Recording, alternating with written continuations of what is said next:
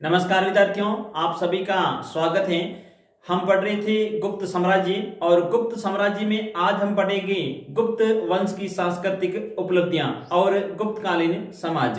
तो आइए विद्यार्थियों, आज की क्लास स्टार्ट करते हैं। ऊपर हेडिंग लगा लीजिए, गुप्त वंश की सांस्कृतिक उपलब्धियां। गुप्त वंश की सांस्कृतिक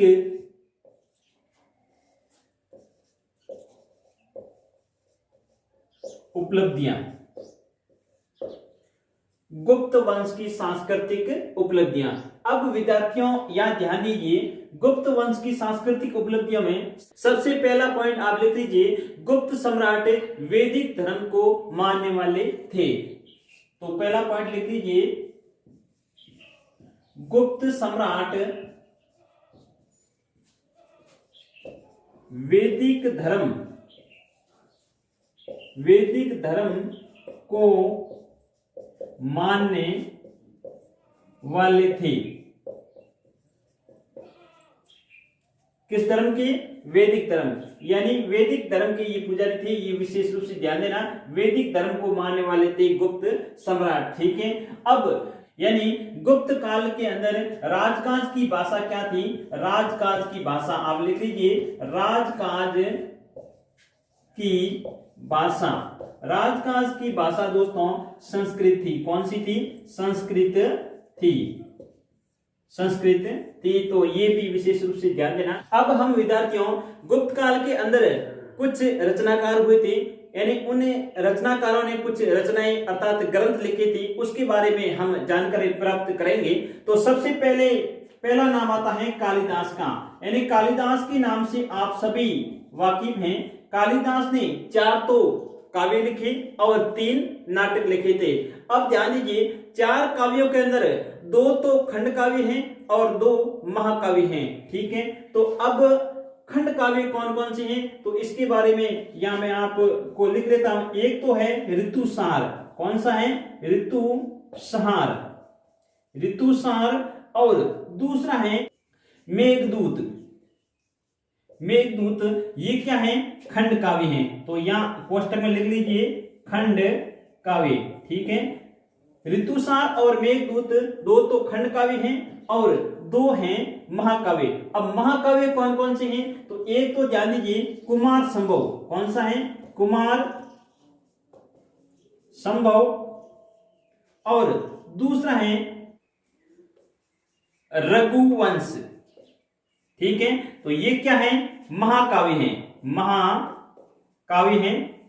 तो देखिए 2 तो खंड काव्य और 2 महाकाव्य, यानी काव्य कुल कितने हो गई? 4। ठीक है। आपको पूछ ले कि कालिदास ने कुल कितने काव्यों की रचना की, तो आपको बताना है 4। 2 खंड काव्य हैं और 2 महाकाव्य है। ठीक है। अब है 3 नाटक। अब 3 नाटक कौन कौन से हैं कालिदास के? तो एक तो ध्यान दीजिए विक्रमोर्वशीय। कौन सा है? विक्रमोर्वशीय। ठीक है। और दूसरा है मालविका अग्निमित्रम।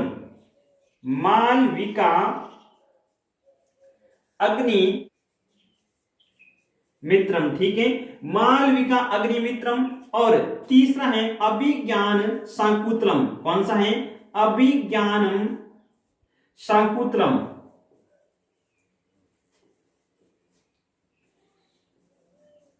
अभिज्ञान शाकुंतलम ये क्या है? नाटक। तो नाटक कितने हो गए? 3। ठीक है। आपको पूछ ले नाटक कितने लिखे थे, तो 3। कौन कौन सी? विक्रमोर्वशीय, मालविका अग्निमित्रम, अभिज्ञान शाकुंतलम। ये भी विशेष रूप से ध्यान देना, ये कालिदास की सर्वश्रेष्ठ रचना है। इसका भी आप ध्यान रखना। सर्वश्रेष्ठ रचना आपको पूछ ले तो आपको क्या बताना है? अभिज्ञान शाकुंतलम। ये कालिदास की सर्वश्रेष्ठ रचना है। अब ध्यान दीजिए, कुछ और रचनाकार हैं जिसमें आप एक तरफ तो लिख लीजिए रचनाकार और दूसरी तरफ लिख लीजिए उनकी रचनाएं। अब सबसे पहला नाम आता है शूद्रक का। शूद्रक ने क्या लिखा था? शूद्रक ने लिखा था मृष्कटिकम। क्या लिखा था? मृष्कटिकम। कटिकम। मृस्कटिकम का अर्थ होता है मिट्टी की गाड़ी, ठीक है। तो पहला कौन है? शूद्रक। शूद्रक ने लिखा था मृस्कटिकम। और दूसरा है विशाख दत्त। विशाख दत्त। विशाख दत्त ने मित्रों क्या लिखा था? मुद्रा राक्षस। क्या लिखा था? मुद्रा राक्षस। विशाख दत्त ने क्या लिखा था? मुद्रा राक्षस। और एक और है अमर सिंह। क्या नाम है? अमर सिंह। अमर सिंह ने लिखा था अमर कोश। क्या लिखा था? अमर कोश, ठीक है। तो ये भी बहुत ही महत्वपूर्ण है विद्यार्थियों, आप ध्यान दीजिए। और एक है विष्णु शर्मा। विष्णु शर्मा। विष्णु शर्मा ने कौन सी रचना लिखी थी? पंचतंत्र। पंचतंत्र। अब और कुछ रचनाएं हैं, मैं आपको इधर लिखा लेता हूं। एक है भारवी। भारवी। भारवी ने लिखा था किरातुर्जुनियम। किरातार्जुनियम, ठीक है। भारवी ने कौन सी रचना लिखी थी? किरातार्जुनियम, ठीक है। एक है वात्सायन। वात्सायन। वात्सायन ने कामसूत्र लिखा था। कामसूत्र, ठीक है। तो इन रचनाओं के बारे में आप विद्यार्थियों विशेष रूप से ध्यान देना। शूद्रक ने मृस्कटिकम, विशाख दत्त ने मुद्रा राक्षस, अमर सिंह ने अमरकोश, विष्णु शर्मा ने पंचतंत्र, भारवी ने किरातुर्जुनियम और वात्सायन ने कामसूत्र, ठीक है। तो इन रचनाओं के बारे में आप विशेष रूप से ध्यान देना और ये अपनी कॉपी के अंदर नोट कर लीजिए। और मित्रों यहां लिख लीजिए, एक इंपॉर्टेंट पॉइंट है, गुप्त काल में शून्य का सिद्धांत, शून्य का सिद्धांत व दशमलव प्रणाली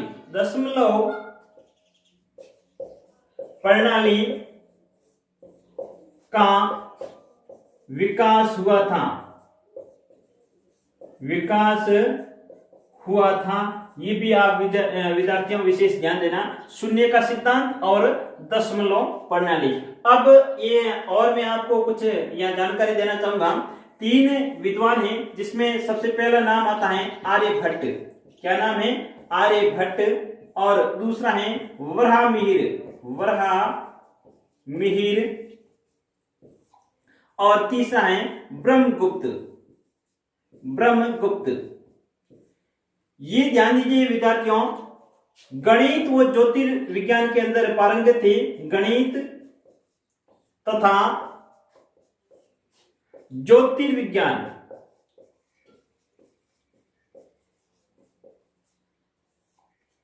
के विकास में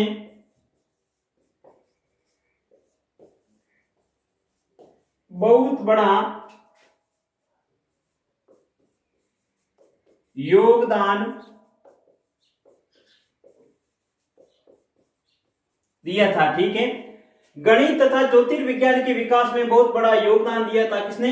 आर्यभट्ट ने, वराहमिहिर ने और ब्रह्मगुप्त ने, ठीक है। तो इन तीनों के नाम आपको विशेष रूप से ध्यान रखने हैं, ठीक है विद्यार्थियों।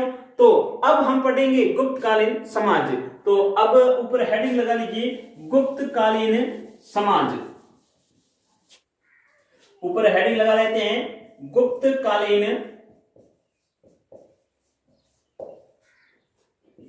गुप्तकालीन समाज। गुप्तकालीन समाज में विद्यार्थियों ध्यान दीजिए, गुप्तकालीन समाज मुख्य रूप से 4 वर्णों के अंदर बटा हुआ था। तो पहला पॉइंट आप लिख लीजिए, समाज 4 वर्णों में विभाजित था। अब 4 वर्ण कौन कौन से? चारों वर्ण महत्वपूर्ण है, आपको ये ध्यान रखने हैं। पहला है ब्राह्मण। कौन सा? ब्राह्मण। और दूसरा है क्षत्रिय, ठीक है। और तीसरा है वैश्य और चौथा है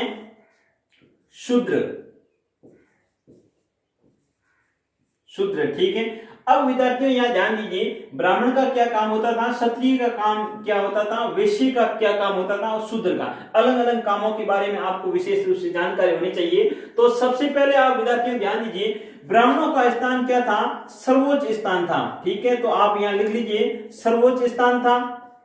और इनका क्या काम होता था, अध्ययन करना होता था, अध्ययन करना और अध्यापन कराना, यानी पढ़वाना या पढ़ाना, अध्यापन और यज्ञ, ठीक है।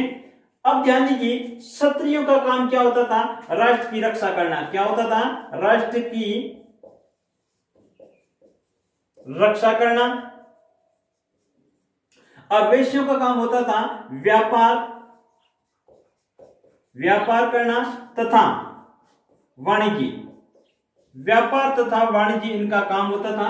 और शूद्रों का काम होता था इन तीनों की सेवा करना, ठीक है। तो आप लिख लीजिए सेवा करना, यानी ब्राह्मण, क्षत्रिय और वैश्य तीनों की सेवा करने का काम कौन करते थे, शूद्र करते थे। तो ये चार वर्णों के बारे में आपको जानकारी मिल गई। तो अब ये और ध्यान देना है, इन वर्णों का आधार क्या था, यानी ये किस आधार पर ये वर्ण बांटे जाते थे, गुण, कर्म या जन्म के आधार पर, किस आधार पर। तो यहां आपको विशेष ध्यान देना है, जन्म के आधार पर, जन्म के आधार पर, ठीक है। जन्म के आधार पर ये वर्ण बांटे जाते थे, न कि गुण और कर्म के आधार पर। ये आपको विशेष रूप से यहाँ विद्यार्थियों ध्यान रखने की बात है। और यहाँ उस समय ध्यान दीजिए, स्त्री शिक्षा का भी प्रचलन था। तो यहाँ आप लिख लीजिए स्त्री शिक्षा का भी प्रचलन था, यानी महिलाओं को शिक्षा दी जाती थी, ये भी विशेष रूप से ध्यान देना। और दहेज प्रथा तथा पर्दा प्रथा नहीं थी, ये आपको विशेष रूप से ध्यान देना है। तो आप लिख लीजिए दहेज प्रथा तथा पर्दा प्रथा, पर्दा प्रथा नहीं थी, नहीं थी, ये आप विशेष रूप से ध्यान देना। दहेज प्रथा तथा पर्दा प्रथा नहीं थी, ये आपको विशेष रूप से ध्यान रखना है। और उस समय 8 प्रकार के विवाह थे, कितने, 8 प्रकार के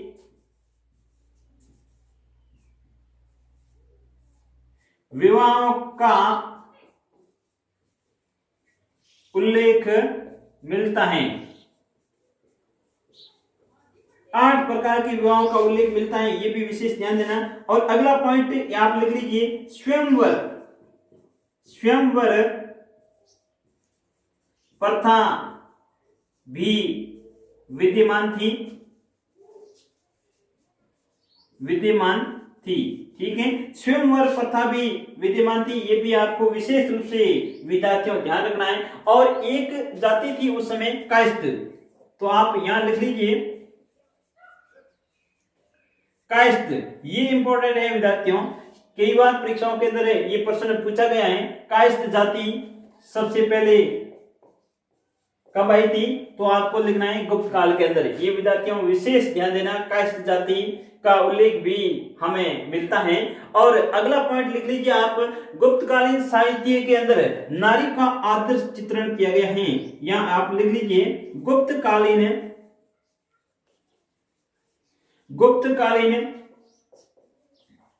साहित्य में नारी का आदर्श चित्रण किया है, ठीक है। गुप्तकालीन साहित्य के अंदर आदर्श नारी का चित्रण किया गया है, इस बात का भी विशेष रूप से ध्यान देना। और एक और प्रथा थी देवदासी प्रथा, तो देवदासी प्रथा का भी यहां उल्लेख मिलता है, ये भी आप लिख लीजिए देवदासी प्रथा का उल्लेख मिलता है। तो समाज के अंदर आपको विशेष रूप से ये ध्यान रखना है, समाज 4 वर्णों में विभक्त था, ब्राह्मण, क्षत्रिय, वैश्य और शूद्र, ठीक है। इन वर्णों का आधार क्या था, जन्म के आधार पर ये वर्ण निर्धारित किए जाते थे। और स्त्री शिक्षा का प्रचलन था, दहेज प्रथा और पर्दा प्रथा नहीं थी, 8 प्रकार के विवाह मौजूद थे और स्वयंवर प्रथा विद्यमान थी। कायस्थ जाति का उल्लेख भी मिलता है, इस बात का विशेष ध्यान देना। और गुप्तकालीन साहित्य में नारी का आदर्श चित्रण किया गया है, देवदासी प्रथा का उल्लेख मिलता है। तो ये आज हमने पढ़ी गुप्त वंश की सांस्कृतिक उपलब्धियां और गुप्तकालीन समाज। विद्यार्थियों, आपको मुझे पूर्ण विश्वास है आज का ये वीडियो पसंद आया होगा। अगर आपको वीडियो पसंद आया है तो विद्यार्थियों के साथ अधिक से अधिक शेयर करें, ताकि इस निःशुल्क ऑनलाइन क्लास का फायदा सभी विद्यार्थी घर बैठे उठा सकें। तो अब हम मिलते हैं अगली वीडियो में, तब तक दोस्तों धन्यवाद, नमस्कार। सब्सक्राइब करें हमारा YouTube चैनल, बेल आइकन को क्लिक करना ना भूलें, जिससे आगे आने वाले सभी YouTube अपडेट्स, वीडियोस, नोटिफिकेशंस आपको मिलते रहें।